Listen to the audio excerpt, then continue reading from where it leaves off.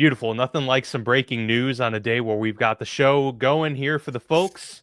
And the Chicago Bears have made a decision. It's not at the head coaching ranks, but they have decided to move off of a coaching staff member, that, of course, being offensive coordinator Shane Waldron, not even a year into his tenure with Caleb Williams. That slew of receivers, the offensive promise that was Chicago just a couple months ago, now is going back to figuring it out with a different member of the staff. I don't know, Mark. Have they announced who's going to take over play calling duties in his stead? Yeah, they have. I can't remember his name. He's the guy, younger coach who was with the Rams. Then he took over for Frank Reich. He was the offensive coordinator in the Panthers when Frank Reich was fired himself, and then Dan Brown or Smith, a very generic name.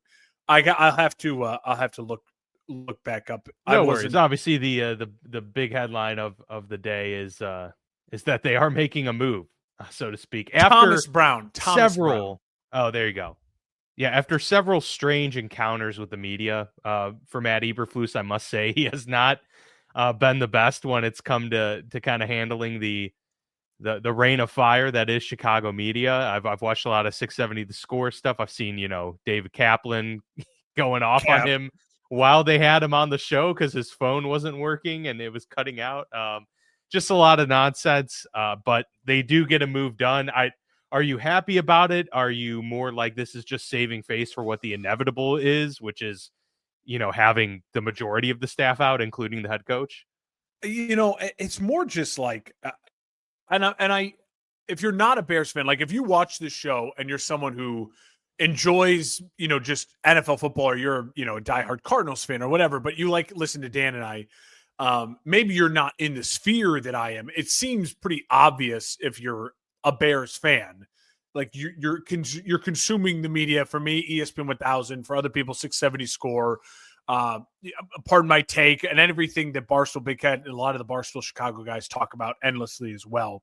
I don't feel the need to regurgitate all of that. I don't want to regurgitate all of that because you're hearing that elsewhere. If you are, if you're listening, if you're a Chicago sports fan, you're consuming it. I will say for our non-Chicago sports fans, the thing that they need to understand what's so dysfunctional about this organization is the McCaskey family. Obviously, is the McCaskeys. They're the Hallases. George Halas, founder of the NFL, founder of the Chicago Bears. His daughter, he only had one child live long enough to run the franchise. His daughter, Virginia, married a McCaskey, and so she's now Virginia McCaskey, and she's 102, and her children have been running the show. George, I think the middle son, has been running the show since for 13 years now. He was the one that fired Lovie Smith, hired Mark Trestman, hired John Fox, hired Matt Nagy, hired a lot of hirings, a lot of firings. He's the one who's notorious for bringing in consultants and not actually making the hire. He hires a guy like a Bill Polian who says, "What should I do?" And a Bill Polian takes the check for $1 million and goes, "You should hire Matt Eberflus, a Colts guy." Yeah.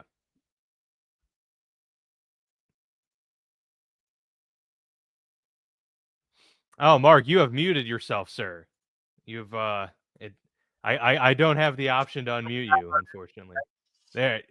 Okay, you're back. You're back. I'm so angry I'm muting myself. So in general, that's what non-Bears fans need to understand. This is what we've been dealing with as Bears fans. If you're wondering from afar, like, why is it not working? It's not working because, we're not Dan Snyder, right? We don't have allegations of sexual misconduct in our organization, all of the other horrible things going on in Washington, right? We're not, we're not the Clippers with Donald Sterling with racism and horrible owner in that regard, right?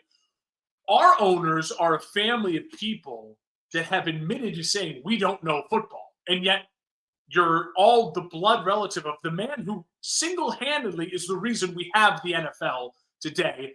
And right. A man who played for the Yankees, played and coached for the Bears. He was literally Jackie Moon and led the Bears to more championships than any other team in the pre-Super Bowl era. The championship era football still has the top 3 most wins of all time, right up there with Belichick and Shula, George Howe. So, and that's just a family that says, we don't know football. we're not football people. So we hire football people to run our football team, which is the only way they make money. Again, so that's the generic, like, this is how horrible it is, right? That's why it's so bad. This Shane Waldron hiring and firing is extra criminal because we said it on this show. Everyone said it on every Chicago media show, whether it was 670, ESPN, the Barstool Chicago stuff. Everyone who cares about the Bears Chicago sports said, you're drafting Caleb Williams, pair him with a new head coach.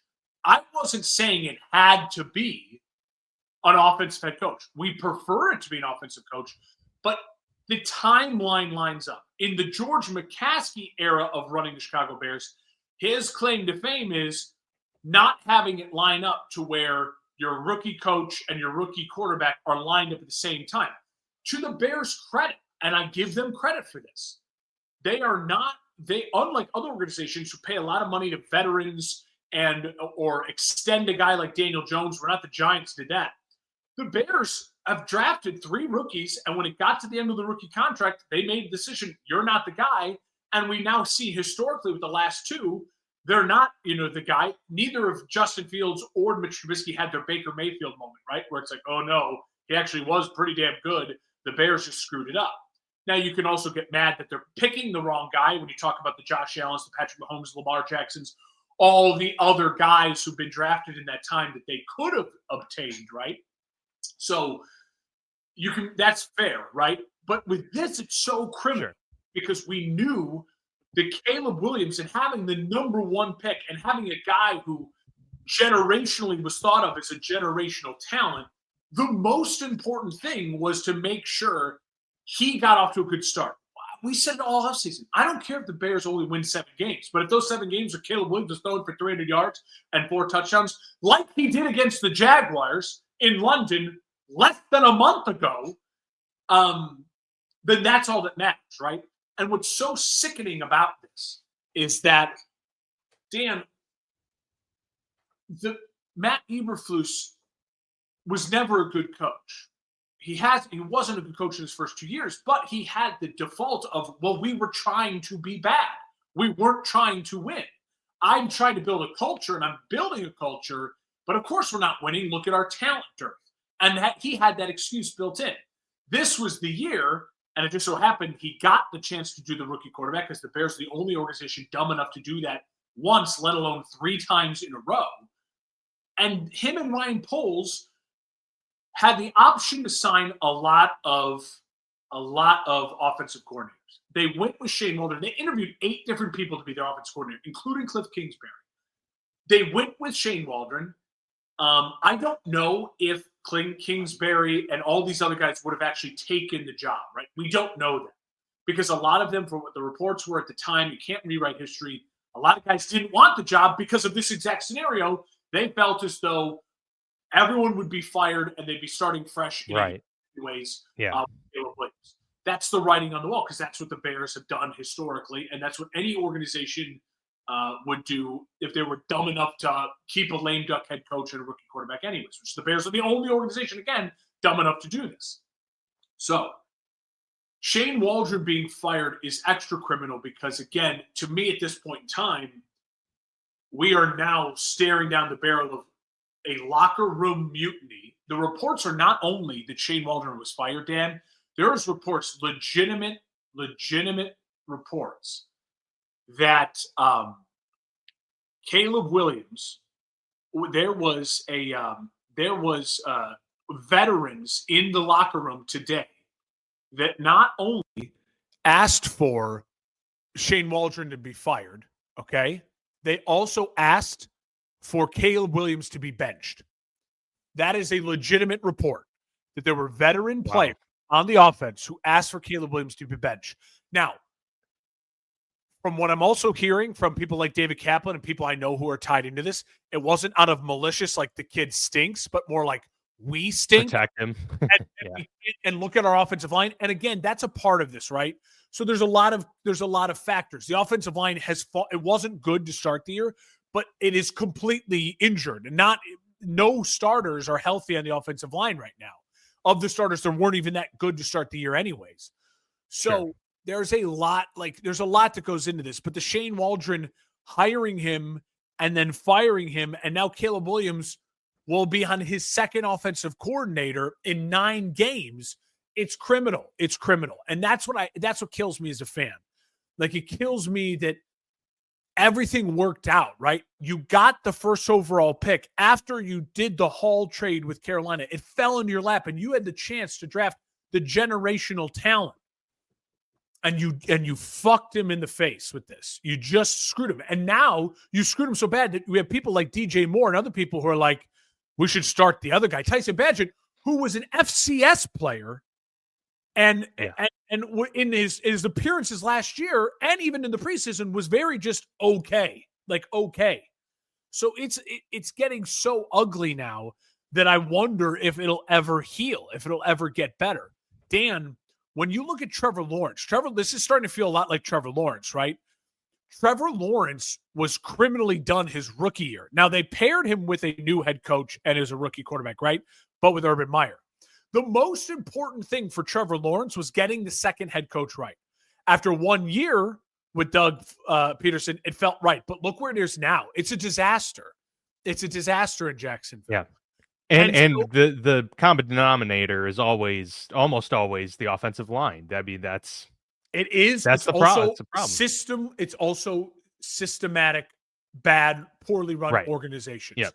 The Chicago Bears are not the worst run organization in the NFL. They're just not. I know that seems like maybe cocky of me to say, but they're not. But the Chicago Bears are absolutely one of the 5 worst run organizations of the modern NFL in the last 20 years. The Bears, the Jets, the Jags, the Browns, and then the Raiders. I mean, every one of those teams have had a playoff pop, but every one of those teams, systemic corruption and horrible leadership. Washington now I remove from that because of even just this 9 games of what they've done with they had their 20-year run. And then I would also argue that Detroit now it's 4 years of insane growth and commitment and an organizational stability because of a great hire in Dan Campbell. So that's the news this today. I say this, all of this is hilarious because it happens now during Packers week, which is we all know the Bears can't. Matt LaFleur is 10-0 against the Chicago Bears. So, I mean, what's really concerning, a couple of things here. I want to get these last things in. Shane Waldron is the 8th member of Matt Eberflus's coaching staff to be fired or resign in the last 14 months. Matt Eberflus cannot keep a staff. And that is a direct reflection of him and his leadership. Dan, the Bears scored 35 points against the Jacksonville Jaguars. Caleb Williams was 23 of 29. He had an incredible quarterback rating, an incredible QBR. He threw 4 touchdowns. He ran for 56 yards in the win against Jacksonville. They scored 35 points as an offense. No defensive scores, no scores from special teams. Cole Kmet was the leading receiver and had 2 touchdowns in that game. In the 3 games after the bye, remember, the Chicago Bears went on a bye. Teams are supposed to get better on a bye, which is madness, right? Think about that. Teams are supposed to get better. Good coach teams get better on the bye. You go, Jaguars win. You're 4-2, bye week. You come off the bye, it's the Hail Mary. In that game, Caleb Williams, 10 of 24, 131 yards. Cole Kmet had 1 target, 1 catch, and they historically handed the ball off to Doug Kramer. That's what Shane Waldron's brilliance was in the post-bye. You say, okay, it's 1 stinker. Washington's pretty good. Let's get back on track. You're on the road against Arizona. You score 9 points, no touchdowns. Caleb Williams throws the ball 41 times. Why in God's name is he throwing the ball 41 times? I don't know. Shane Waldron in his brilliance. And in those 41 times he threw the ball, 0 targets to Cole Kmet. Let that settle in. And then, of course, New England, 19-3. Caleb Williams, 16 of 30, 120 yards, sacked 9 times after being sacked 6 times against Arizona. They have no offensive run game. DeAndre Swift, 16 carries, 59 yards, 73 yards total of running the ball. And let me see Cole Kmet, 2 catches for 13 yards. Yeah, 1 touchdown in 3 games. Dan, So pretty bad. Waldron deserved to be fired, right? Because it's a massive regression against against bad defenses. These are defenses on paper going into every one of these games are not performing well. You have Keenan Allen. You have DJ Moore. You have a first-round rookie in Rome Odunze. You have Cole Kmet. And I know you have no offensive line, and it's a horrible offensive line, but as an offensive coordinator, your job is to adapt to that and to game plan for your opponent and to take advantage of what your opponent's doing. And in 3 weeks after the bye, the locker room has been lost. The confidence is broken, and he deserved to get fired. It sucks because the whole staff should have been cleared out. But the Bears aren't going to do that because, again, we're a proud franchise and we don't fire a head coach in the middle of the season. We've never done that. I don't know what else to say except for at this point in time, the only goal for the new offensive coordinator, and if I am Ryan Poles, if I am George McCaskey, if I'm Kevin Warren, the three men leading the franchise, I would sit down with Matt Eberflus and Thomas Brown, the new offensive coordinator, and said, I don't care what the fuck you do. I don't give a shit if we lose the rest of the games. Protect this kid and make this kid grow and get him back on track like he was against Jacksonville. Figure it the fuck out. Like, that's the only goal. And then no matter what happens, you're probably going to be fired. But the only way you save your jobs and you have any chance of returning to this is if Caleb Williams over the last 7 games is looking like the best rookie quarterback or right back up there with Jane Daniels as a really good prospect. And we're so excited as Bears fans for the future. That's all that matters. It is all that matters. And DJ Moore, I've never had a quicker 180 on a player. Love DJ Moore. DJ Moore is a cancer, it feels like, in this locker room. He's the one I know. I know he's the one. I know he's the one that asked for Tyson Bagent. He was recorded on the sidelines. What was it, week 1 or week 2, saying, like, walking by him after that? I think it was week 1, saying, like, we need you out there. DJ Moore is a selfish little man who's pissed about his own numbers, and he loved Justin Fields and didn't want to change anyways. And he is not playing team football. It's ugly in Chicago right now. Dan, my final point is there have been 2 offensive coordinators fired so far this season, Shane Waldron and Luke Getsy. They were the last 2 offensive coordinators for the Chicago Bears. Luke Getsy was such a bad hire that he got fired last year, and then he got hired by the Raiders, and he was fired by the Raiders. The only 2 offensive coordinators fired this season so far are the previous 2 offensive coordinators for the Chicago Bears.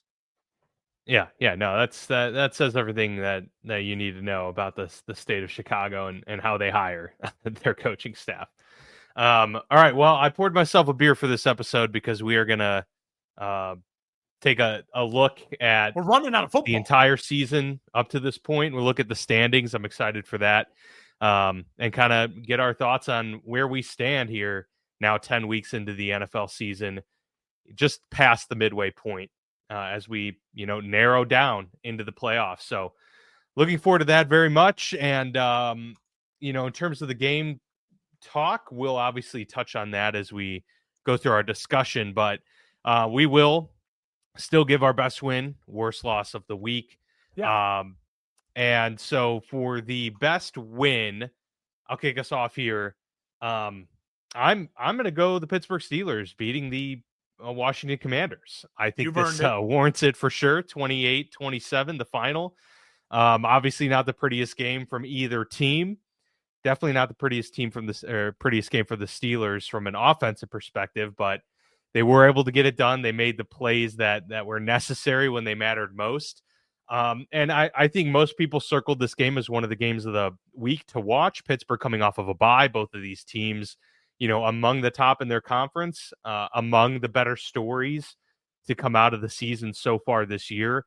And so whoever was going to win this game was going to come out as probably a top candidate for best win of the week, just because of the stakes and the opponent and the trajectory both of these teams were on.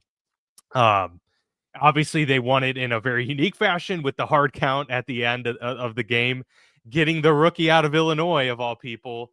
I think Jerzon Newton, I think is his full name. Obviously he feels terrible. That was a bummer.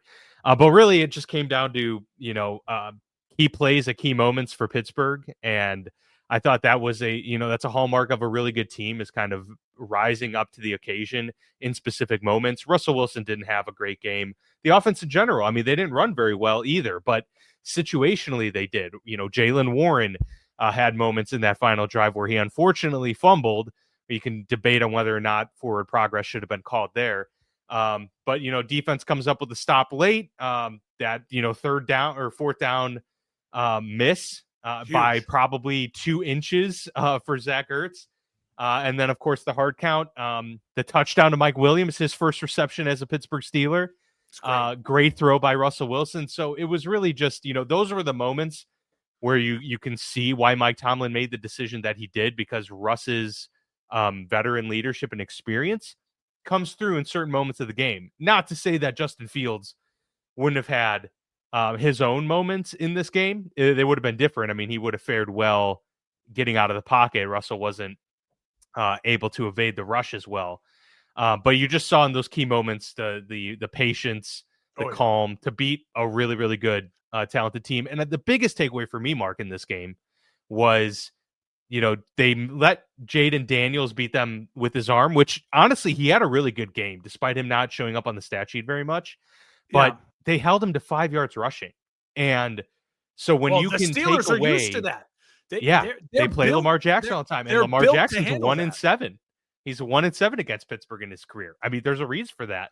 They have a really good game plan against running quarterbacks. And so I think that ended up being the difference really in this game, is that Pittsburgh just stayed the course longer and were able to win out on top. Just kind of seemed like the older, more veteran-led team, and that's what led to a 1-point victory. But huge win for them. They stay atop of the North, and now they have a big showdown with Baltimore coming up this week.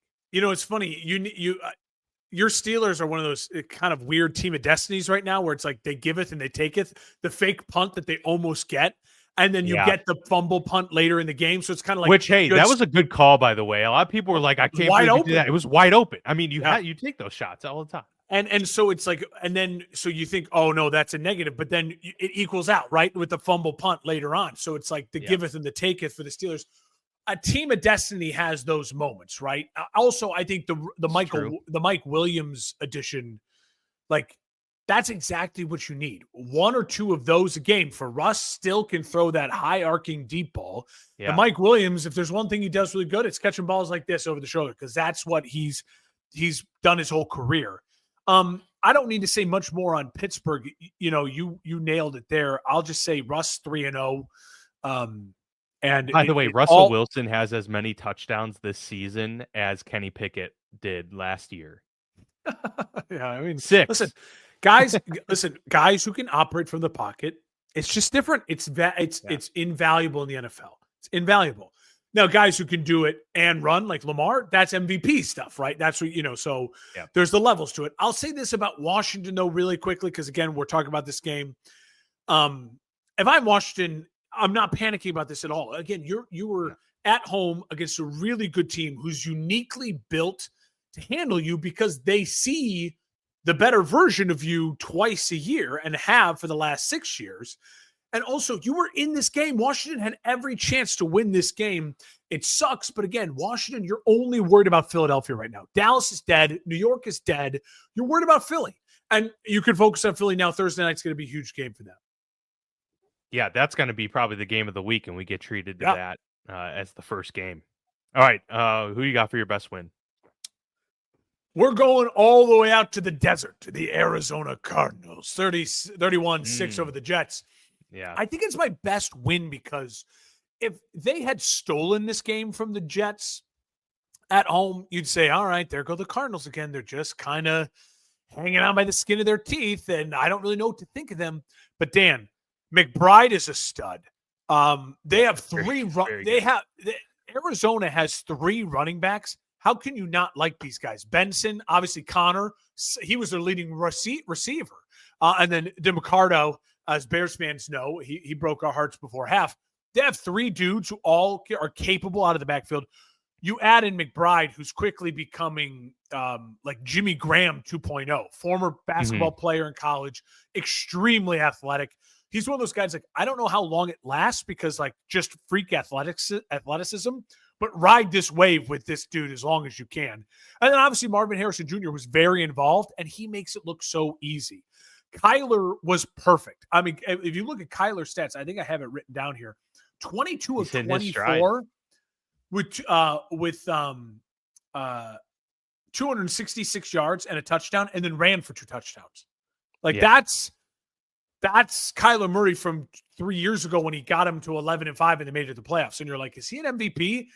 He's rounding into that form. And I know it's the Jets and they're really dysfunctional, and Aaron Rodgers looks so old and so out of shape and so bad. It's terrible. He can't throw a deep ball right now. Like, you just couldn't do it. And maybe it's just like, hey, every other week. But it's weird because they had extra rest because they had played on Halloween. So I was very ready. Yeah. They had a I was mini very bye. ready for Jets. I thought the Jets were going to steal this one. And no, the Cardinals just beat them down early. And credit, I called out Gannon earlier in the year, like, hey, your defense, where's your defense? Well, they've showed up. They've won, 4 in a row? Arizona is flashing right now. They're 2 wins over 500. They have a lead in that division. I like Arizona right now. Can they get to 10 wins? We'll talk about it coming up in the meat of the show. But I think the sky is high for Arizona. It was a great win. The NFC West is by far the most competitive division right now. I can't wait for us to talk about the NFC West. It's fascinating. Yeah, it's an epic division so far.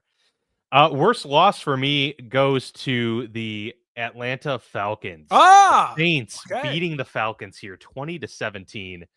Obviously divisional games kind of carry a different way to it, so you give some people some slack here and there because divisional games are tough to win, and it's tough to sweep an opponent that's in your division.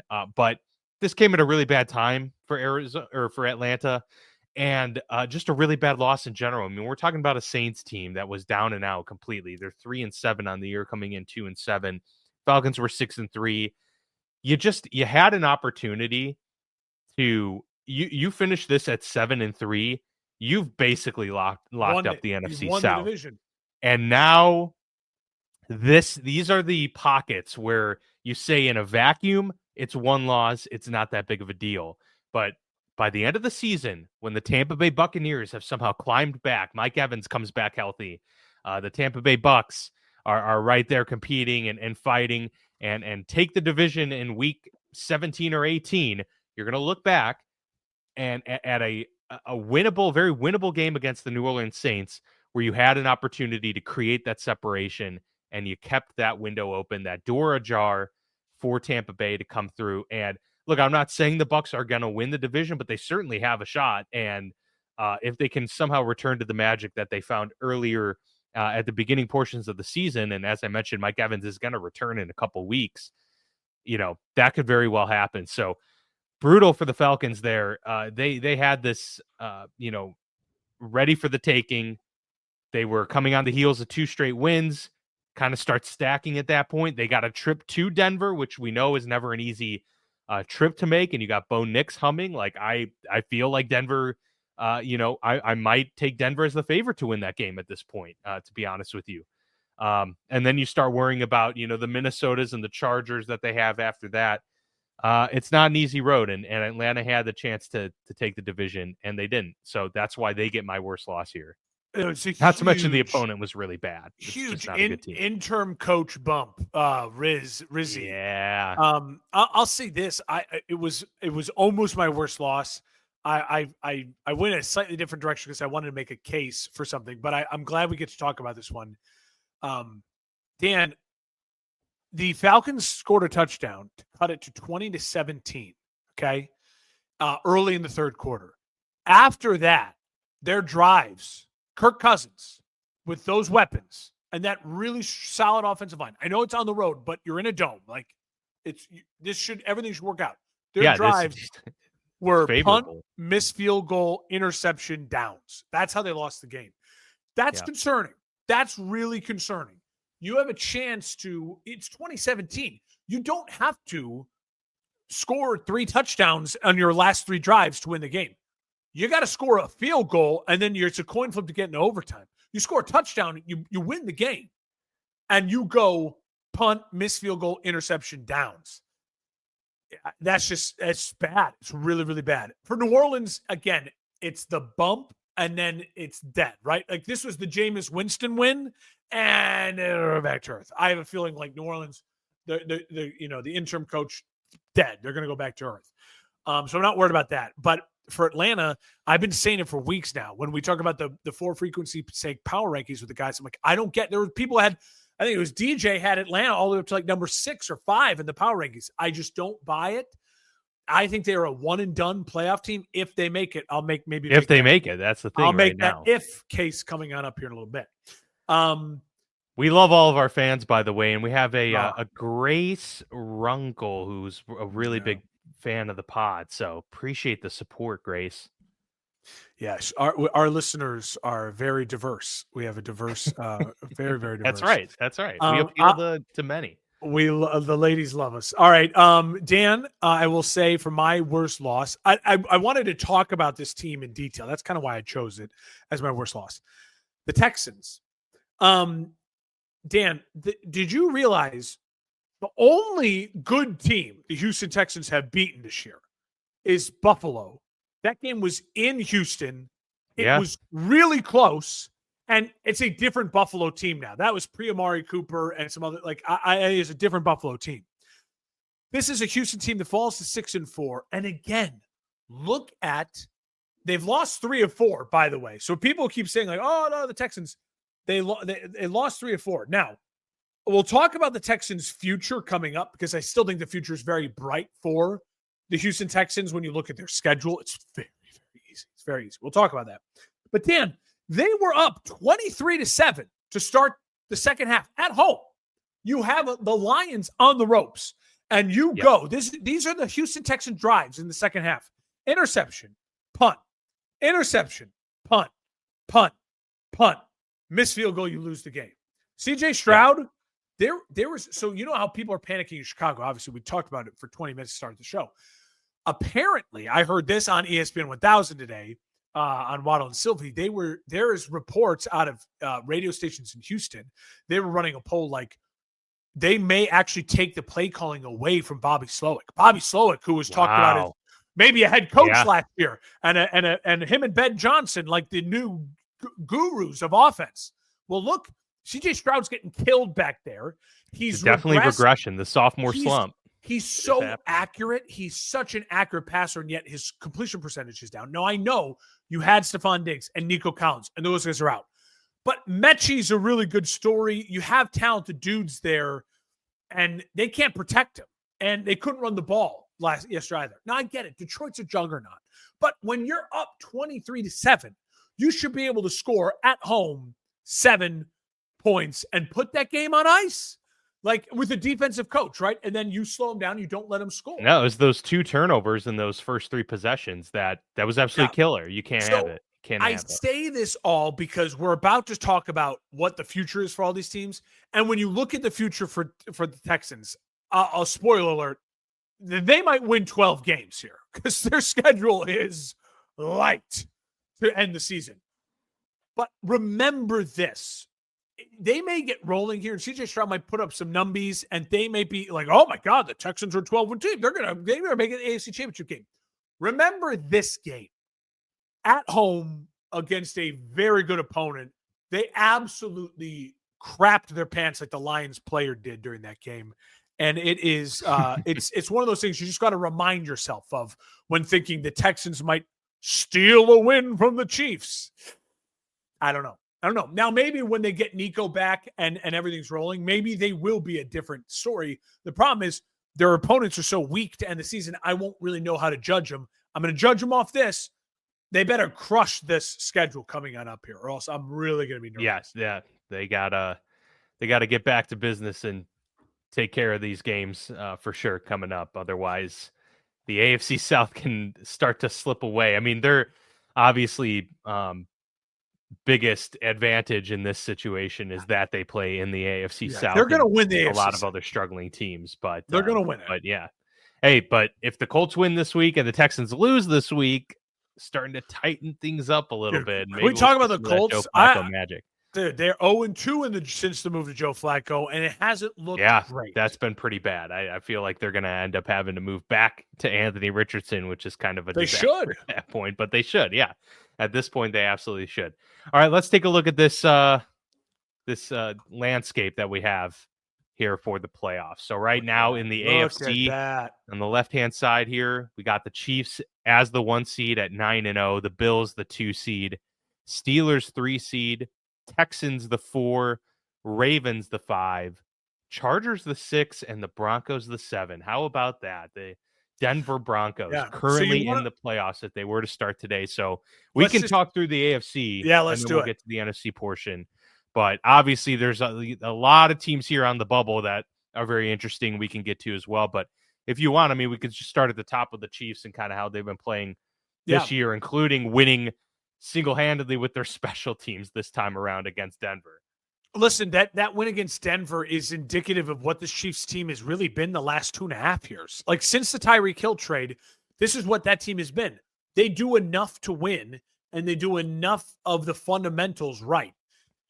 I thought this would be, listen, for some reason the Chiefs dominate their division and yet struggle within their division. It's the weirdest thing. They win all the division games, like they just win them all, except for that Raiders game last year. But they struggle. Like the division knows how to play Kansas City. The difference is they have the best head coach and the best quarterback, and situationally the best relationship with Travis Kelce and Patrick Mahomes. I'll say this about Denver again. I admit it, egg on my face. They have surprised me. They really have, and I credit a strong head coach developing a young quarterback. How lucky would I be to have that in my life? I don't get it. The Denver fans do. I still think, again, the ceiling is low for Denver. But let's start with Kansas City. Dan, 9-0. So right now, obviously, the focus is, can the Chiefs lock up the 1 seed? Well, they have a giant game against Buffalo this week. That's the game of the weekend.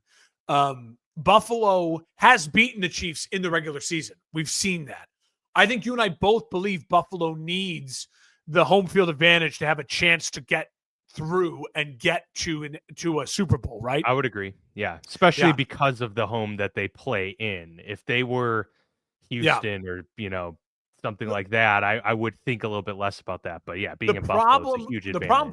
The problem for Buffalo is, okay, so you have 2 losses, the Chiefs have none. Let's say Buffalo wins, right? And we get to 9-1, 8-2. Okay, you're right in there, any of the tiebreaker. But, Dan, the Chiefs still have the Panthers, the Raiders. Now, I know the Raiders play them tough, but come on. Like, the Panthers, the Raiders, and then they have Denver, which, again, they own their division. That's 3 wins. So even if they lose to Buffalo, we're saying they're probably 12 wins, right? And then you're going to argue with me that they can't also find a way to win one of the tougher games, which would be Cleveland, Houston, Pittsburgh, Chargers. They probably go 2-2 in that stretch. So we're talking about a 14-win team, in my mind, at minimum. I think I would be shocked if the Chiefs don't have the 1 seed. And that's if Buffalo can win against Kansas City. And that's a giant if. That's a massive if. Yeah, no, I firmly believe that we're going to be talking about the 1 seed Kansas City Chiefs come season end. Absolutely. And yeah, I don't think they're going to go undefeated. I think they will lose one of these games here coming up, and probably 2, as you mentioned, a minimum 14 wins. That seems about right from where I sit right now, especially. And then getting to the Buffalo Bills there at number 2. They're a team as well that I feel like at a lot of times throughout this season, they haven't been playing up to what we expected them to look like. Kansas City is the very same way. Like people expected Kansas City to be a little bit, more not Mahomes dominant, because that was really not what was trending the last couple years. But just seeing a balanced attack, then Isaiah Pacheco goes down, and okay, they're kind of having to win in a variety of ways. Buffalo's kind of similar. Like Josh Allen has obviously put on his cape, and he's been the MVP caliber guy, but they've gotten way more out of the run game this year than I expected them to get. They've been a little bit more balanced. They get the trade for Amari Cooper. Now, obviously, he's been a little bit injured here and stuff like that, but his, presence overall has been a positive. And they're just getting a lot out of the receiving core that we thought maybe wasn't going to be there with Stephon Diggs being gone and Gabe Davis being gone. And, Dalton Kincaid hasn't had the massive leap that we expected him to have. And yet they're still 8-2, looking great, winning close games, winning blowouts. They're just another one of those complete teams that I feel really comfortable about going into the postseason. They already have the AFC East locked up in my mind. It's theirs. So really it's about getting, it's about staying afloat and maybe they could push for that 1 seed, but at the very least you got to get that 2 seed. Okay, so we talk about that right now. So can Buffalo make a push for the 1 seed? We figure they probably got to get to 13 wins to have a chance, right? Go the way the Chiefs' schedule is. Well, obviously they have to beat Kansas City in order to do that. If they don't win Kansas City, they're not getting the 1 seed because even then Kansas City will have the tiebreaker over them. But it's very realistic to me. I think they minimally I think the Bills are a minimal 12-win team. So they're at 8 wins. They have 2 games against the Pats. They'll win those 2. They have a game against the Jets. They dominate in division. They'll win that game. So that gets them to 11 wins. And then you're telling me they can't win at least one of the games against Rams, Lions, KC, and Niners. They'll win one of those games. Probably 2, in my opinion. I'm looking at the NFC West games. I don't think they beat Detroit. I don't think they beat Kansas City. I think they could beat the Rams and the Niners. I think that Niners game is in Buffalo too. So big matchup. So listen, we're going to know if the Bills can win a Super Bowl by the end of the year, because by the end of the year, they will have played Detroit, Kansas City, and San Francisco, right? So I would rest Amari Cooper for maybe, unless he can go this week, then by all means go all in to try to beat the Chiefs. But otherwise, give Amari as much of a break as he needs, because really what you have Amari for there is to build enough chemistry so when you're at in the AFC Championship game, Josh Allen can actually convert a 3rd down. Like, that's the most important thing. And a big win against the Colts. They looked. Listen, he wasn't MVP, Josh, but again, I'm cool with my team finding a way to win a game, right? Like that's okay. That happens sometimes, especially on the road. Yeah, no, I mean that, like you said, that just happens, and that's what you deal with every now and then. I'm going to take this opportunity before we move further down the list to just mention real quick, we are a part of the For Frequency's Sake podcast network, and this is something really cool that we do, as a podcast network every year, and it's grown each year. The Toys for Tots Bowl, we have a lot of people invested and participating in our various fantasy leagues, all with the proceeds going towards Toys for Tots. There's still time to donate, so I did want to direct everybody to the For Frequency's Sake podcast network Facebook page. There you'll find this graphic. You'll find a lot more information about how to donate and where to do so. Any amount, really. If you got $1 to spare, $5, whatever it may be. We're very close to our goal, just a couple $100 short of it. So hoping to send a couple grand over to the Toys for Tots in the Quad Cities and help out some kids during the holiday season. So yeah, really excited that we get to do this and be a part of it, and look forward to getting those numbers, meeting that goal, and we're pretty close. So I've always said Toys for Tots is the best thing to donate during the holidays, because I know if you write a check and you give it to the Salvation Army or whatever, it's probably going to help directly. But if you buy a toy and you put it in that box, that's exactly what's happening. Direct. That toy will end up under a tree on Christmas morning for a kid, and that's incredible. Yeah, it's absolutely great stuff. So we're happy to be a part of that, and welcome anybody to donate if you can. All right, so going further down the list here, we got the Steelers there at the 3 seed. We already talked about them and the Commanders. This isn't where I expected them to be at this point of the season at the 3 seed. I did expect them to be in the playoff picture, though, at this point, because remember, the gauntlet is just coming here. It's starting. On the horizon. Bears and the Steelers, the gauntlet begins week 11. Yeah. We got 6 divisional games plus the Eagles and the Chiefs coming up to end the season. It's crazy that's exactly what the Bears have too. It's almost like the NFL is like what the do the Bears have the Eagles and Chiefs as well? No, but the Bears have 6 divisional games. Yeah. Plus the Seattle and 6 divisional games plus Seattle. Okay. Yeah. So they've got They've So got fuck a me, group right? there to I go know. through as well. Yeah, So fuck exactly. No, them. it's not easy. No, this week against the Ravens is going to be big. It's going to be a big game, especially It's because this huge. one. It's a great week of football. Yeah, no, it really is a lot of divisional games. I mean, this is really where the bread and butter of the NFL season comes to fruition because we do see so many of these divisional games coming up late in the season. Ending. Usually, teams end the year with divisional games. But yeah, this one's at home, so this is the one of the two that I think Pittsburgh really needs to have. Going into the season, I usually bake them in at 3-3 in divisional play.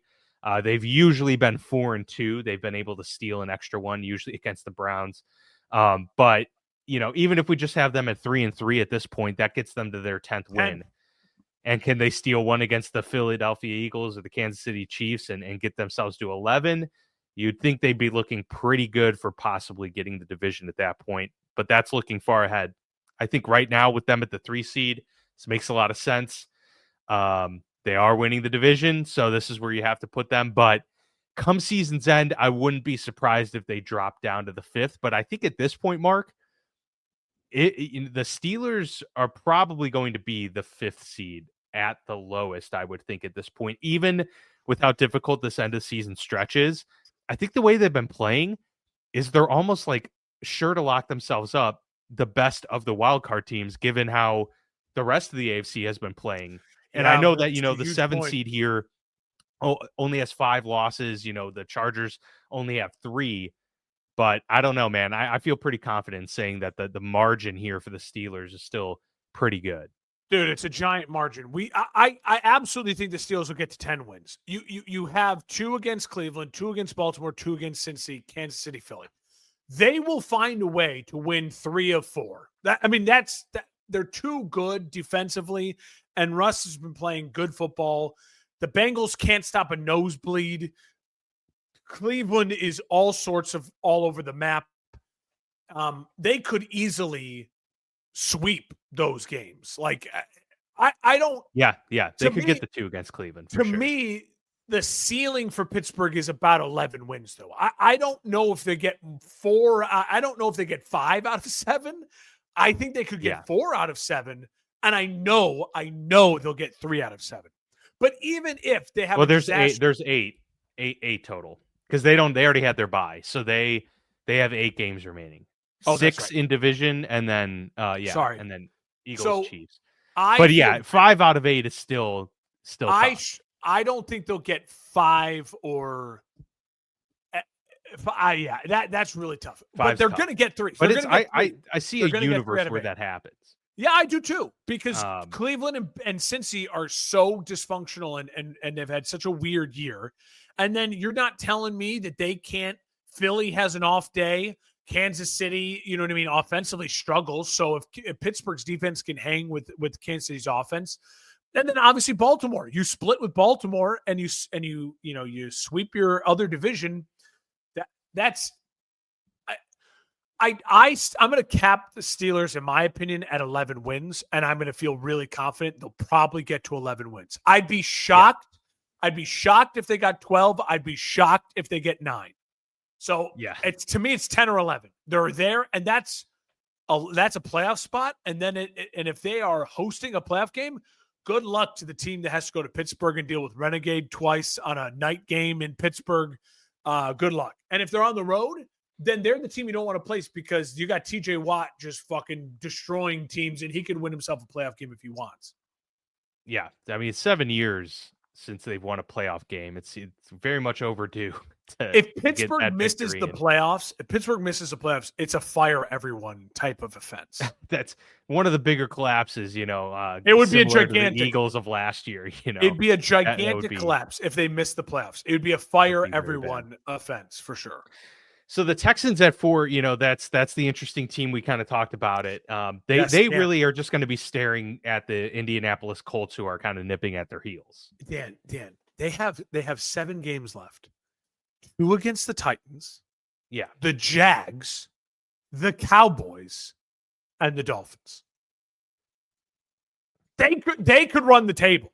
They're a candidate for that for sure. The Jaguars the Texans could absolutely be 13-4. And if they are, that's a problem for Buffalo. That's a problem for Pittsburgh.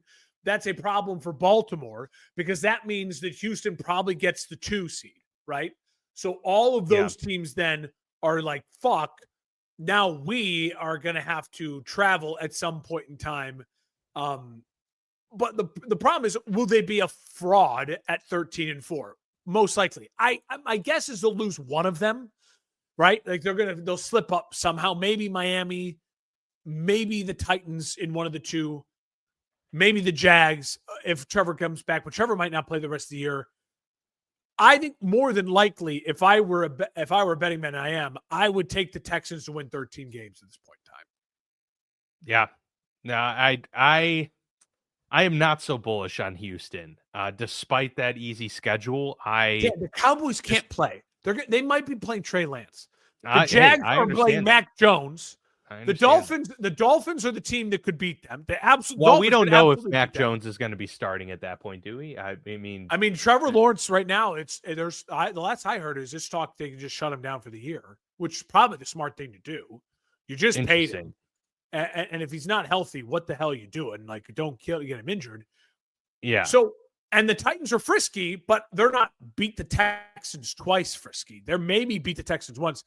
At worst, this is an 11-win team, in my opinion. At worst, they're an 11-win team, 5-7. And so, again, that provides a problem for Pittsburgh, for Baltimore, and maybe for Buffalo. And i.e., you can't slip up. You really can't slip up because the Texans have such an easy path to the 2 seed. They do. It's probably the easiest of this entire playoff seeding group to get there. Do you think the Baltimore Ravens, I mean, I imagine you envision them being the AFC North champions by the end of the season, currently the 5 seed at 7-3. At this point, I would say yes. And they have a not easy schedule, but a definitely more manageable schedule than. So I want to walk through. I have Baltimore as a point I have all their opponents written down, but just not in order. I want to kind of go through the order on this here really quick. Yeah. So Baltimore. So they're on the road the next 2 weeks. Yeah. So Baltimore's at Pittsburgh, at the Chargers. Okay. Then you look at it, they're 7-win team, right? So I capped the Steelers at 11 wins, right? So can Baltimore get to 12? So they would need to win 5. They have a really tough 3-game stretch, right? Steelers, Chargers, Eagles. That's tough. That's really tough. If they go 1-2, that's very plausible. I don't think they're going 3-0 in that stretch. And I think 2-1 is going to be really tough. Chargers are physical as hell. They're on the road. Pittsburgh is physical as hell. They're on the road. And then the Eagles are a really, really talented roster. And they are so close. It's not much of a travel game, right? But they end the year with the Giants, with the Texans, with the Browns. I forgot Houston also has to play Baltimore. I have that written down as well. Yeah, like end of the season, right? It's like second to last week or something. Second to last week. So that could be a big one for seeding too, right? That's in Houston, yeah. Can Baltimore find their way? I think they can win 4 of this next 7, but I don't think they win 5. I mean, Baltimore's really good offensively, but their defense stinks. They obviously are going to beat the Giants. I think they'll get revenge against the Browns.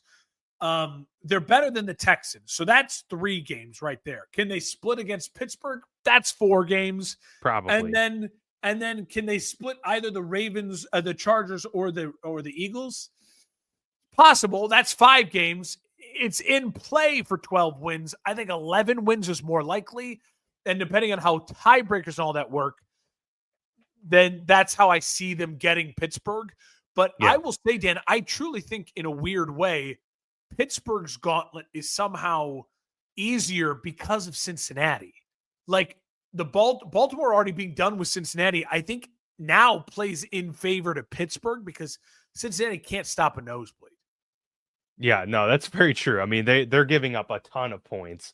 So any team can have their way with that defense for sure. It's just about, can you stop Joe Burrow? I think Pittsburgh has the defense to do that. And I will say, if Lamar wants a third MVP, this is a gauntlet. It's a good gauntlet to go through. Like, I mean, if he can get this Ravens team to 13 or 14 wins through that end of the season, he will be playing lights out.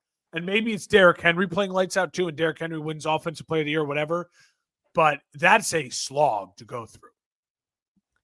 We got the Chargers at 6, Broncos at 7 there. High on the Chargers. High on the Chargers. So you think the Chargers are staying in the playoff race and staying here come end of season? They're not leaving this chart. Again, if you're the Chargers, 10 wins, right? You got to get to 10. You already have 6. You have games against the Pats. I feel like 9 might get you a wild card. Oh, 9 in very well AFC. could get at least the 7 seed, it looks like. But right, let's say 10 locks it up. They have the Pats, the Raiders, the Bengals. They also have Atlanta, Denver, and Tampa, plus Kansas City and Baltimore. So they lose, let's say they lose to Kansas City and Baltimore, right? Okay, that's 5 losses. This could right now they're the number 1 defense in football, and they have an incredible offensive identity with a physical run game. That destroys the Pats. That destroys the Raiders. That probably beats the Denver and Cincy. And then you're telling me they can't win against either Atlanta or Tampa? I think they can win against Atlanta. I like them a lot more than Atlanta right now. I don't know if I like him Justin as much Herbert, even though he's not playing the volume that we saw early in his career, he's playing way more efficient. Yeah, it's incredible. You watch the tape. Don't just look at the box score. You nailed that there, Dan. That's a great point. So I think this Chargers team is probably an 11-win team. I have them either the 5th or the 6th seed in the AFC playoffs. Pittsburgh and the Chargers are going to be nightmares as far as wild card teams go. And they're going to be a lot of fun and very, very good football teams heading into the playoffs. And the biggest question really is Denver, because they've been a surprising team. I mean, they were 1 field goal away from beating the Kansas City Chiefs this past week. Like, their defense has been the biggest surprise, but Bo Nix has really come along in recent weeks too. Like, they're the team where I'm like, this is the time of year now where their home games become much, much more impactful. Totally. I mean, can they hold on to this 7th seed? They are benefactors of a brutal end of the AFC here, which is so many of these teams underperforming. But damn, if you scroll the Bengals could easily, get rid of it. All right, hold it, go back a little bit over there. Go to the middle. The Dolphins at 10, right there, right. I think you can eliminate for the AFC playoffs 10 through the rest of the list. I don't think the Dolphins are making it. I don't think the Jets and any of those other teams are going to get to 9 wins. I don't. I really don't. The Dolphins, you could argue. And look at the percentages here. I mean, the Bengals have a huge jump from the Dolphins here, 10% probability to 28%. Dolphins and below have brutal odds. Miami has to win 6 of their last 7. Yes, they have the Raiders. Now, listen, they could go on a run, right? They have the Raiders and the Patriots. Miami is 5-6, but then they play at Green Bay on Thanksgiving. That's a loss. So there's 7 losses, right? Then they have the Jets. That's winnable. But then they have Texans, Niners, Browns. Yeah. All 3 of those games, they're in Cleveland. That's in fucking December 29th. That's a loss. So I'm eliminating everyone Dolphins down. I don't even want to talk about them. Let's talk about the Bengals and Denver. Okay. Which of these 2 teams? And Indy. So Indy, let me go to Indy here real quick, because I'm not considering Indy totally. I think Indy is also, again, if you look at it, they'll fall apart. Let me give you Indy's schedule as well. They have to win 6 games to get to 10, 5 to get to 9. Indy's next game. Yeah, can we get 5? Indy's next game is at the Jets. Let's say they beat the Jets, all right? So they're at 5. They're hosting the Lions. That's a loss. Okay. They play the Patriots. That's a win. They're at 6. And then it's Broncos, Titans, Giants, Jags. So there's a lot. And that's why they're probably going to stick with Flacco. So can they get to 9? It's plausible. I just don't think, from what I've seen so far, Flacco has the arm and the energy. They're going to lose one of those games they shouldn't lose. You know what I mean? Like, I'm not buying Indy. Indy's very plausible. No, But I if you think the look, Bengals have a much better chance of Bengals and usurping. Denver. So let's talk about Denver really Yeah. quick. Again, they almost beat Kansas City. Denver, if you look at them, they're a team that I just had it. Hold on, let me pull it back up. They're a team that, again, 5 wins. Can they get to 9? All right. Well, they have the Falcons. That's winnable, right? Would I be shocked if they lost that game? No, but it's winnable. Then they have the Raiders. Divisional game. They probably win that game. So let's give them 6 there. Then the Browns come to town. That's a winnable game. Colts come to town. That's a winnable game. And then you end the season, though, Chargers, Bengals, Chiefs. So, yeah. I mean, that Bengals game could be the determining, exactly, a key determining factor for that. One of the reasons why I like Cincy to get to 9 wins is because they have Dallas, Tennessee. Yeah. Those are wins. So they're under at 6-6. Pittsburgh twice. Let's say they get one against Pittsburgh. That's 7. Cleveland, I think they're better than Cleveland. That's 8. They lose to the Chargers. They beat Denver. They had the head-to-head against Denver. 9 wins. That I'm going with Cincy, but so what I want our viewers to gather from this is the AFC playoffs is locked up. 6 through 1, those are playoff teams. 7, 8, and 9, pick whichever one you want, and that's your 7 seed, and they'll get blown out in the first round. Yeah. Yeah. No, I definitely don't disagree with most of that there. I think come end of season, the Bengals will have somehow found a way to get that 7 seed. Yeah. I think the rest of this looks pretty much like what it's at right now. Maybe the Steelers and Ravens swap spots. But that would be... But that's pretty much it. And maybe Houston and Bills. And maybe, you know what I mean? Like that. Yeah. That 2 seed is very up for grabs. Yeah, most definitely. But yeah, I mean, you see the percentages here. The AFC from the 5th seed up has a 98% chance, all of them, to make the playoffs. Like, this is already pretty much baked into being the playoff group. Yeah. Whereas you look on the NFC side, and the 3 seed down is 80%, 59% for the 4 seed, 80% here, 70. So it's a little less certain on the NFC side. What's so funny about that is we get into it, Dan. If you scroll down, though, like if you scroll down, so yeah, 49ers have a better chance. Hold there. The 49ers, Rams, and Seahawks and Buccaneers, 8, 10, 11, and 12 are all in play. But 9 is not in play for the playoffs. Scroll down. And then everyone else is not in play. It's the NFC South winner and it's the NFC West winner. And then it's everything in the playoffs already, I think, is locked in. So we can go through it. Yeah. But I truly think it's the NFC North with 3. And then it's who wins the West, who wins the South, they're in. And then I think it's the Eagles and Commanders that make it. And I can make an argument for people are thinking only one NFC West team. Yeah, the schedule. They cannibalize each other. The schedule and the wins already favor the Eagles and the Commanders, and then the NFC North. And we'll go through it. You want to start at the top with Detroit? Yeah, absolutely. 8-1, obviously the 1 seed. They've held on to that for quite some time. Great the Eagles win against the Texans. Yep. And the Eagles at 7-2 are on a streak, obviously, of their own. That is probably going to be the biggest deterrent to the Lions. And I think home field advantage is going to be important for Detroit. That's one of those teams that really thrives and feeds off of the energy of their fan base. So I think it's really important. And I do see the Lions hanging on to this 1 seed throughout the year. I think it might, shuffle a couple times here, but come playoff time for real, I think we're still going to be talking about the Lions being the 1 seed. Absolutely. For a lot of factors, and they have all of the pieces. And we talked about, I think you had mentioned that the upcoming trip, their next 3 games, they could go 3-0 over that span pretty easily. They play the Jaguars at home. They go on the road to Indy. They play the Bears, who are in a whirlwind right now. On Thanksgiving at home. Yeah. And then back-to-back Packers, Bills. I don't see Detroit. They just don't strike me as a team right now that's going to go into a slump.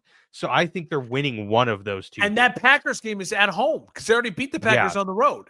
So Both Dan, of them are. The Bills game's at home too, which is a big yeah, break for them. and so Dan, at minimal, this is a 12-win team. So they have 8. Facts. They have 8, but minimal 12 because Bears are 2 wins. That's 10. Jags is a win. That's 11. Colts is a win. That's 12. And then Green Bay, Minnesota, 49ers, Bills. They're probably at worst 2-2 in that stretch. I think they're better than all 4 of those teams, but at worst, I'll give them 2-2. So that's definitely a 12-win team, most likely a 14-win team, quite possibly a 15 or 16-win team. Yeah. Yeah. I mean, they really could Jared get there. Goff threw 5 picks on the road against Houston, and they won. Yeah. Like that was what was remarkable to me about that more than anything is that exact point is that people who Jared are saying, Goff, "Oh, you're overhyping the Lions." He threw 5 interceptions on the road, and they won, and not against the Jags, but against the Texans. And not only that, but it was like he had been playing so well, so it's like, oh, it was one of those where like everything came to a head and everything came crashing down. No, it still didn't. It still didn't all come crashing down, because they were able to right the ship, and their defense has seemingly, can you imagine with Aiden Hutchinson what this defense would be looking like right now? I mean, it's really incredible, and we'll see what their what the presence of Zadarius Smith is like because they didn't even have him playing for this game. So yeah, that end the road trip to the 49ers and the game against the Vikings to end the season. That's going to be they're not going to have the 1 seed locked up by that point. It's going to take something to happen in that 2-game stretch there, in my view, for them to lock it up. But I think they'll take care of business. I think they'll have it locked up by then because because I don't think anyone else is going to get close to that many wins. I think the Eagles can get. I think the Eagles can get close. We'll go through Philly's schedule going into those final 2, going into the final 2 games. Like I could see Detroit losing one of the next 5. 7. Yeah. Okay. All right.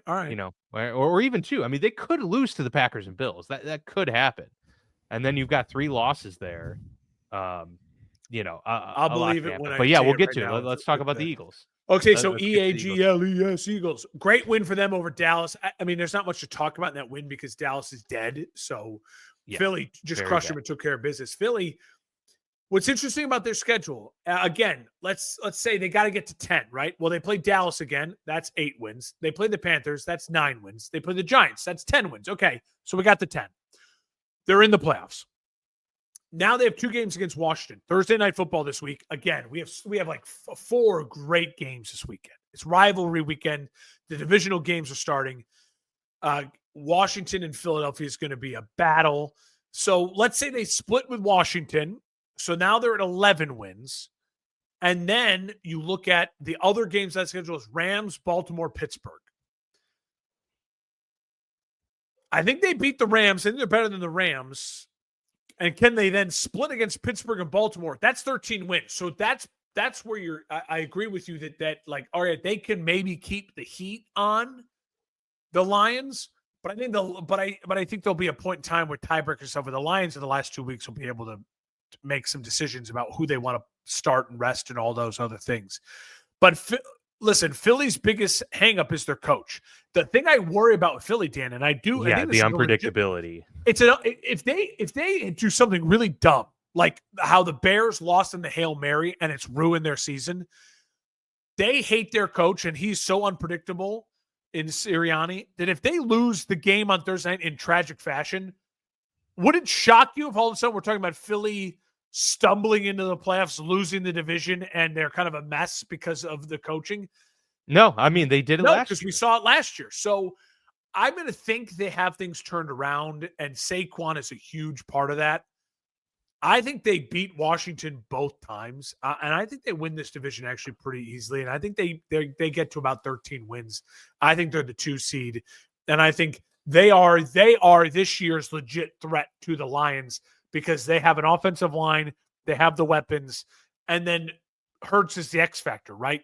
I trust Goff a little bit more, but Hurts can make bigger plays at big moments, and that's going to be an amazing game in an NFC title game in Detroit, Philly, Detroit. Sign me up for that right now. Do the Falcons hang on to the NFC South? Because we know only one of those teams is making the playoffs this year. So what I love about the Falcons at 6-4, they have some really tough games. Okay, so they got to get to 10, right? And a road so trip. They have Carolina, that's 7. They have the Giants, that's 8. They have the Raiders, that's 9. Okay? It should be, yeah. But then they also play Denver on the road this week, the Chargers, the Vikings, and Washington. So they have to win at least one of those games, not slip up against the Raiders, the Giants, Carolina. They can't slip up. And then they have to win Washington, Minnesota, Chargers, and Denver. Right now, I think Denver, Chargers, Minnesota, and Washington are all better teams than Atlanta. So as of right now, Dan, and I did the playoff predictor on Pro Football. It's not, ESPN doesn't have the playoff machine out yet. And I did this when you told me you want to do this. I did this at work today. I just picked the games. I have the Bucks winning the division. And I can walk you through the Bucks here in a little bit. Yeah, I mean, they've lost 4 in a row, but they have their Giants, Panthers, easier. Raiders. They could win 3 in a row easily and rebound. Their schedule's easier. If you want to, Giants, they have 2 against the Panthers. So that's they're 6-6. They have the Giants, Raiders, they're 8-6. They have the Saints, they're 9-6. They have Dallas, they're 10-6. And then they have the Chargers, they're 10-7. It's a 10-7 football team. They are like the Texans. Everything opens up for them in the end of the year. And I think that can Atlanta get to 10?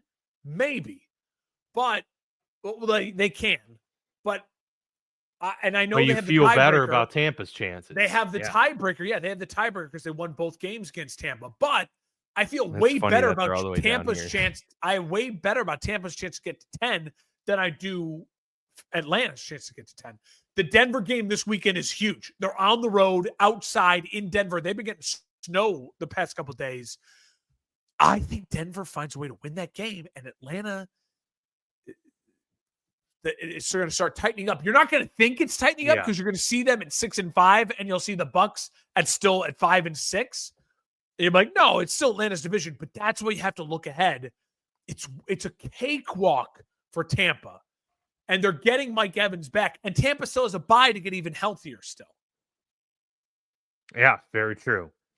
This is the interesting part to me, is when we get to this 4 seed, because I think a lot rides on this. This is the most interesting aspect. So exciting. Something's got to give. So whether it's we don't get 3 NFC North teams in the playoffs, or here's my point. I think the 49ers are definitely making the playoffs.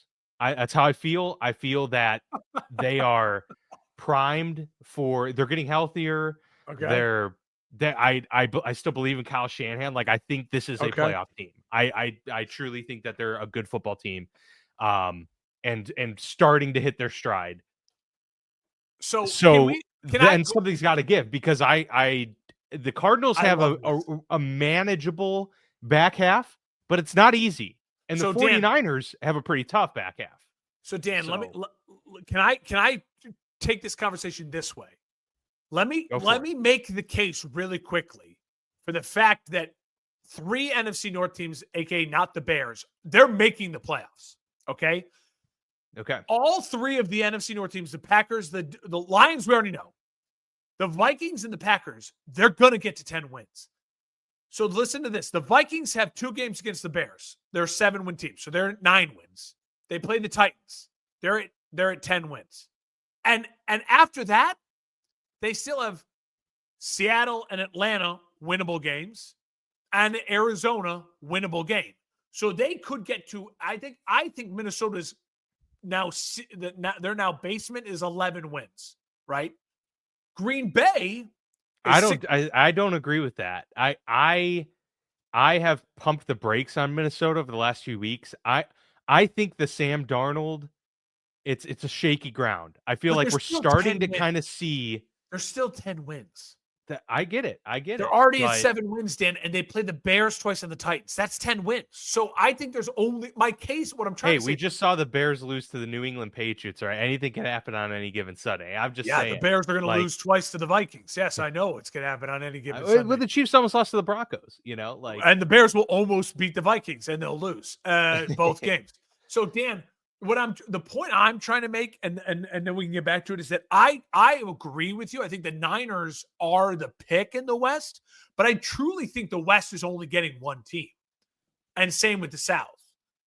Yeah, Because I mean, I don't disagree. I don't because it's hard because the Cardinals have been playing so good, and I truly do believe in them as like a quality football team. They don't have a gimme schedule, and like who would I trust over like a tough end of year schedule? yeah, Kyle Niners or Shanahan Cardinals. and the Niners, system of players versus the Cardinals. It's got to be the Niners for me. I mean, the Cardinals have, two Seahawks in sandwiched weeks coming up here, then a road trip to Minnesota. They get some reprieve with the Patriots and Panthers, but then it's ending the season with Rams 49ers. Like that's a tough, it might come to, it's probably going to come down to the 49ers Cardinals at the end of the season, which I hope for, because that's going to make that game that fucking awesome. Dan, yeah. Let me just finish on this point. So I think the Minnesota's a 10-win team and they're in. Do you think Minnesota makes the playoffs or misses the playoffs? Yeah, I mean, if I had to bank on it or bet on it, I'd probably say Minnesota does squeak in. They squeak but in, I right? think I think 10 wins. Like they're probably the 7th seed. I have them as the 7th seed. Yeah. I think that's so. Fair. Because I think Green Bay at 6 wins, I think that Green Bay does better. The Packers are beating the Bears twice. That is a fact. Matt LaFleur is 10-0 against the Bears. The Bears are not beating the Packers. So the Packers go to 8 wins, right? The Packers still have the Saints. That's 9 wins. And they have the Dolphins on Thanksgiving night in cold Green Bay. That's 10 fucking wins, okay? So there's your 10. They also have... I think the Dolphins could beat the Packers. Yeah, I think the Packers will win that game. I would take them to okay, win. so let's... But I don't think it's a gimme. So then you have Seattle, Minnesota, Detroit, 49ers. I think the Packers play the Niners really well. The Packers could absolutely beat the Niners. The Packers could absolutely beat Seattle. And the Packers could absolutely beat Minnesota. I don't think they beat Detroit. I think Detroit sweeps the Packers because that game is in Detroit. So to me, both Minnesota and Green Bay are like locked in 10 wins, right? So if you have Detroit at locked in probably 13 wins, Minnesota and Green Bay locked in at 10 wins, we then go to the NFC West. So now let's go through. You want to go through the Niners, Cardinals, and let's not forget about my Los Angeles Rams. Yeah. No, I know. It's so the Rams are actually, 4 and 5. Me, they're a game. They have the easiest schedule of the 3 of them. Listen to the Rams schedule. Pats, Jets, Saints. I think those are 3 wins for the Rams. So now they're a 7-win team. So now they have to win 3 of 4 to get to 10. They already beat the Niners this year, so they can beat the Niners. They played Arizona, and Arizona blew them out. But that was in Arizona. So they can get Arizona maybe at home. Sean McVay historically is great against Seattle. So that's toss-up. And then it's the Eagles. And I think that game is in L.A. So I know. Listen, the Rams are in a tight spot. They have to win 6 of 7. But it's plausible. It's plausible. I don't think it's probable, but it's plausible. That Dolphins loss last night at home fucking killed them.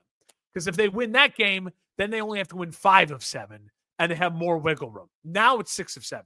So I'm going to put the Rams at like a 15% chance to win the division with 10 wins, but they're there. Let's go to Arizona. Arizona, they have to get to 10 wins, right? New England, Carolina are on their schedule. So they're at 8 wins. The Rams, Niners, they've already beat the Niners. They've already beat the Rams. They could obviously beat those 2 teams again. Seattle, twice. They have Seattle twice. That's the deciding factor for Arizona.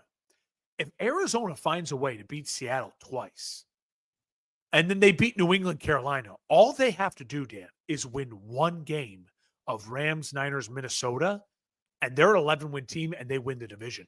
I struggle finding the Niners getting to 11 wins. Here's why. The Niners, like your Steelers, they still have 8 games remaining. So in order for them to get to 11 wins, they got to get to 6. They got to get 6 out of these games that I'm about to say. The Bears is 1. Miami is 2. Every other game to me is a toss-up. Seattle, Green Bay, Bills, Detroit, Rams, Arizona. It's a slog for the Niners. Arizona, they have a brutal stretch. If you're playing the percentages and betting, Arizona is the betting favorite to win this division. Now, historically, and these games happen on the field, not on paper, it's the fucking Niners, and they're loaded, and McCaffrey's back and looked good, like real good. And so I get why you say, but I think the Niners, if they win it at 10 wins. They don't win it at 11 wins. You know what I mean? Yeah. And it's the fact that they beat Arizona and Arizona stumbles somewhere else, and it comes down to Arizona and 49ers final game of the season, and that's how the Niners win it. To me, that's the only way the Niners win this division. It comes down to the final week. And then they just have the prowess and the dudes, and they win it. Yeah. No, I think that's a very plausible scenario. They have the Bills and the Lions and the Packers still, the Niners. That could be that. That's 3 losses. That's 7 losses, maybe minimum.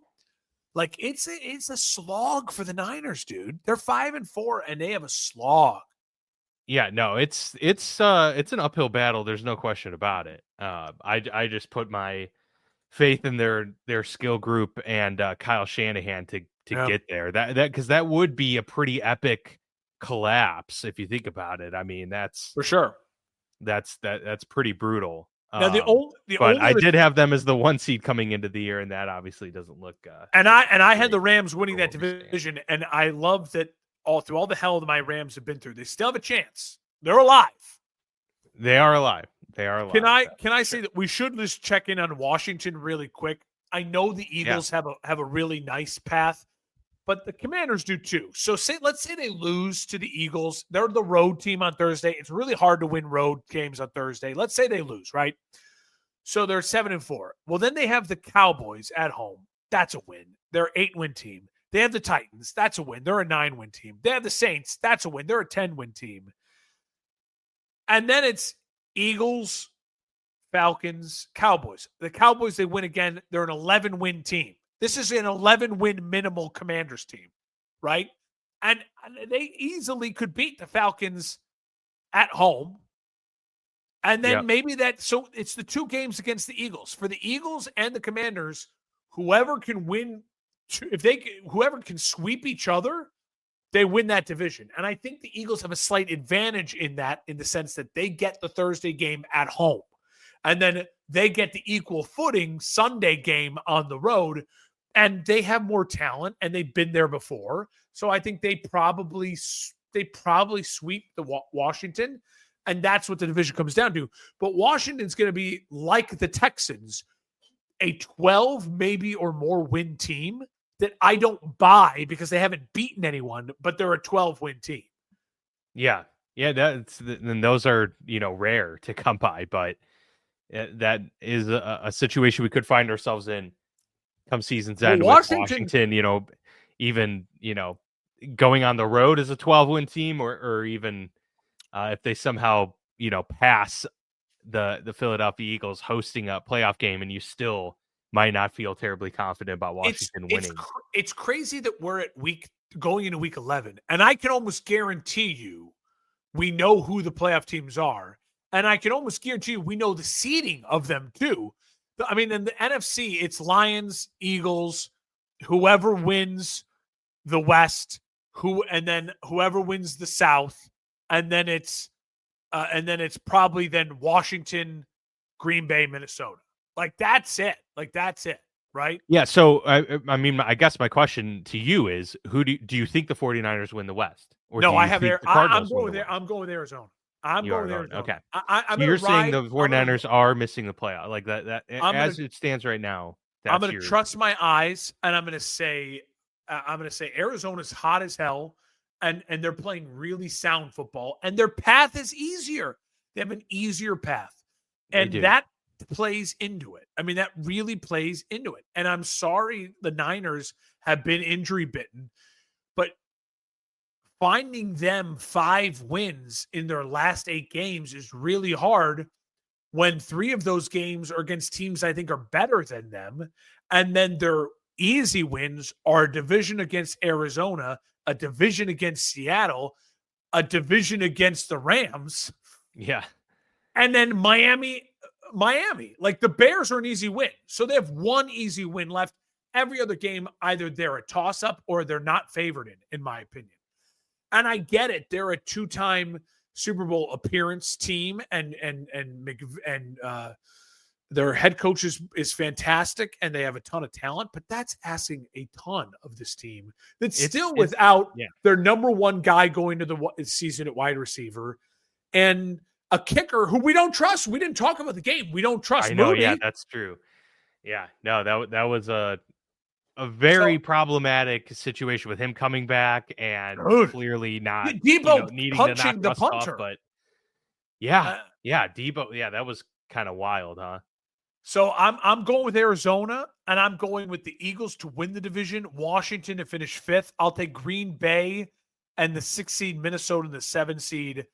And then I have Kansas City 1, Baltimore, Houston 2, Buffalo 3, Baltimore 4, Pittsburgh 5, Chargers 6, Cincy 7. Okay. All right. I think if I were to take a lukewarm stance, I'm putting right now the 49ers Andre in the playoffs Iguodala, with Arizona. Yeah. the Max So Kellerman, I'm gonna say one of the NFC North teams falls apart. doesn't make the playoffs. Whether it's It's Minnesota got to or be Green Bay, Minnesota then. I think one of them It has a has to be collapse. Minnesota. Yeah. Because Dan, again, Green Bay has. I think Green 2 Bay's a better team than Minnesota, to be honest with you. I mean, I Green really Bay do is believe going to that. get to at least 9 wins because they have the Bears twice and the Saints. That's 9 wins. And then the Miami game is an absolute should win at home on Thanksgiving at night. And then Seattle, Minnesota, Detroit 49ers, they're going to win one of those 5 against Miami, Seattle, Minnesota, Detroit 49ers. So they're a 10-win team. Like they're in. And I think Minnesota, again, they got to get 3 out of their last 7, and 2 are against the Bears, and 1 is the Titans as well. That's a bold statement, but it would be an epic collapse from Minnesota or Green Bay to not make the playoffs. It would be, but I'll stake that in there. As for the AFC, I think that we kind of talked about that. That field is almost set in stone. Yeah, it's whether or not like the Colts somehow get themselves. It's the 7 seed. Pick yourself the 7 seed and who wins the North. That's all. Yeah, that's all. Well, midway through, we've definitely been treated to. Who's your MVP? Who's your MVP midway through? Right now, I mean, personally, I'd probably say Josh Allen, to be honest. I would because too. I think he's, not the stat sheet would favor Lamar again. I think, but Lamar ugly losses to the Raiders, and an ugly loss to Cleveland. And the only reason that the Bills are 8-2 is because of Josh Allen. Like they are like Derrick Henry has made a claim to be an MVP candidate, earlier this year. Yeah. So yeah, I just think the total package. I think Josh Allen's in the front runner for that. And honestly, hey, dude, if the Cardinals go off at the end of this year and win the West convincingly, Kyler's in that conversation. Yeah, I mean, he started it. He started. I said he was. What was it? What did I have the notes there? 22 of 24, 3 total touchdowns, 2 rushing, 1 passing, 266 yards. He's going to put up some numbies down the stretch. If he does, it's good for the Cardinals and it's good for his chances. I will just say, it's to me an absolute travesty and insane if the Detroit Lions don't get recognized with either Coach of the Year or some other sort of award or recognition. I don't know if they'll have an Offensive Player of the Year because there's so many guys. I don't know if Goff will win MVP because of the numbers, but someone of Detroit needs to be recognized. What they have done is truly remarkable. They're doing what it took Washington changing owners to do to like right the ship. They have found their Mike Tomlin. They have found their Andy Reid. They have found their Sean Payton. It's like the New Orleans Saints when it was a shitty organization for forever, New Orleans. And then they're just like, oh, no, we found our guy, and he's now just instilled and totally changed the culture. Yep. And I know a lot of people argue that if Ben Johnson leaves, the Lions will fall apart. I don't think so at all. I really don't. Dan Campbell's an offensive guy, and so much of their philosophy is what Dan Campbell wants to do, along with obviously Ben Johnson designing plays and calling them. But you forget he's an offensive guy, and game recognized game, and he's got it. When I think about the fact that the Detroit Lions are a one-loss team through 10 weeks and absolutely should be favored in the remainder of their games, like that, when do we think in our lifetime we'd be saying that? I know it's crazy, and it came fast. Deep down as a Bears fan, I hate it, but I'm so happy for Lions fans because I want what they have so badly. I want the culture center. I want an identity. Jim Harbaugh's doing it in LA. LA won 5 games last year. They already won 6 games this year. If you watch the Chargers, don't just watch the highlights. Watch a full Chargers game if you can. I watched the majority of that Chargers win. They have such an identity. It's so much fun to watch. And it's because you have a man in the building who every other human being that walks by him, their butthole clenches when they walk by him. And that's Harbaugh and that's Campbell. And then that includes Mrs. Ford, who runs the Fords. Like that is just, it's clenching. Because that is the person who runs the organization. And the Bears are cowards. There's just confidence and a know-how, and the Bears hated Mike Ditka, and they got rid of him because he was an alpha and he was getting too much of the credit. And look at where it got you. The Jets are the same way. Woody Johnson thinks too highly of himself, and he thinks too highly of the players. The fact that the players in the Chicago Bears locker room are calling so many shots is not a good thing. I need a Mike Vrabel, a Bill Belichick. I need my Dan Campbell. I don't even know if I want Ben Johnson and the Wiz Wonder Boys anymore. I want a man who can go in there and just be like, everything runs through this motherfucker because it's working in Detroit. It's working in Denver. It's working in other bad places around the league. You're seeing it. And it's a beautiful, beautiful thing. Yep. No question. All right. Well, we'll be back to our typical slate next week with our Week 11 recap, but happy to get this midseason review. Packers 55, underway. Bears 7. There you go. And the Bears take a 7-0 lead. Folks. The Bears take a 7-0 lead, and they lose 55-7. That actually sounds about on the nose. So yeah, it's gonna be a rough rest of the season for the Chicago Bears. You're just gonna have to hope. I'm gonna be tweeting through the game. Honestly, I don't want grab a Miller Lite and just try to relax. Just try to enjoy the shit show that is going to be unveiling on a weekly basis now for at least the next 8 to 9 weeks. Oh well, we'll get through it, and so will you. We'll see you back here next week. Peace out, everyone.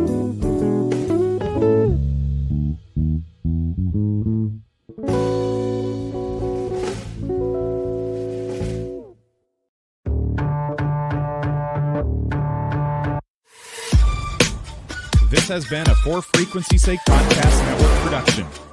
For more great content, subscribe to For Frequency's Sake on YouTube, Facebook, and Twitter.